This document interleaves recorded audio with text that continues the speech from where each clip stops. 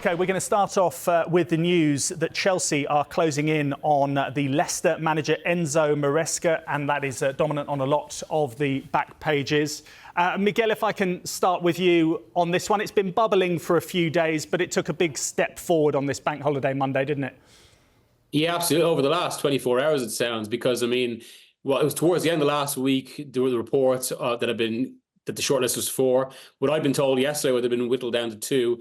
And then in the last 24 hours, they've basically advanced with Maresca. Also, it's very swift, given that Pochettino only left, was only confirmed leaving on Tuesday. And it certainly strikes a very different situation to this time last year, when it felt like we were waiting months until Pochettino himself got the job. And I suppose that does maybe speak to that, at least the idea that Chelsea now know much more of what they want this time round. Maresca, I think he's obviously done a good job at Leicester. Maybe he kind of cuts a different style and personality to, well, I suppose, maybe the tradition of some Chelsea managers. And I think it does indicate that it's very much now a head coach role in a much more defined football structure. And since they have that in place now, it probably explains why this happened much swifter than this time last year. And also, I know we're going to talk about this later, much swifter than a lot of other major clubs. Yeah, Mark, Chelsea have sort of made their move. There was plenty of other names in the mix, and they've been referenced on some of the back pages. But it is interesting that another Pep Guardiola disciple is potentially going to be getting a big job like this. Yeah, it is indicative of the way that clubs are going these days, in terms of they want a coach who will fit in with their profile, their strategy. And, you know, the days of a chief executive and a manager being the most important relationship with the club have gone. You know, it's all about structure now. It's about a CEO, a sporting director, director of football.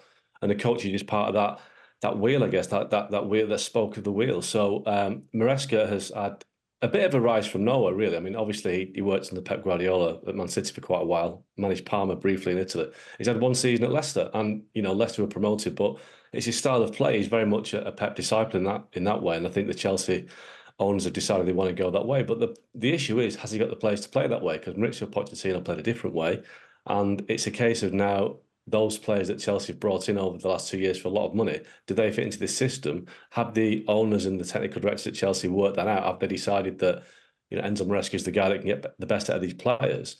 Or do they want a coach who will fit in line with their system and then play how they want to play it? It doesn't really stack up in the sense that it's been thought through massively well. But Maresca's got a good pedigree, but he's only managed in the Championship, and that is a massive step for a club of Chelsea's stature. What's your feeling on it, Miguel? Because obviously Mauricio Pochettino had a very difficult season, but ended on a high. It seemed to have clicked. He got European football.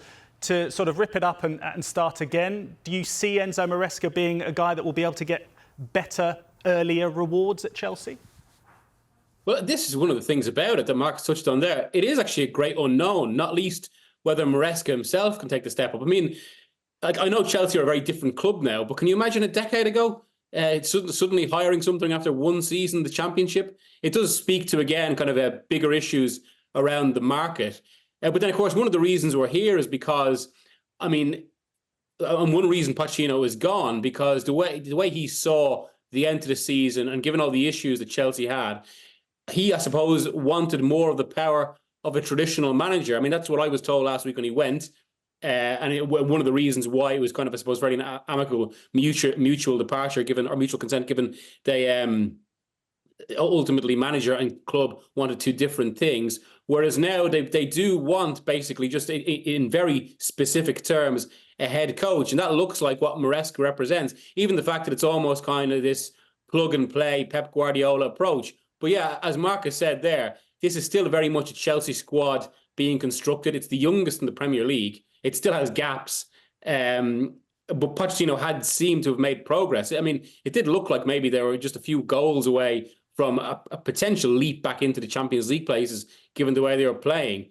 Now, again, Chelsea would say this is all part of the philosophy, the new structure, but suddenly there is maybe a little bit of uncertainty again, despite confirming this deal, whereas Pochettino had seemed to restore stability.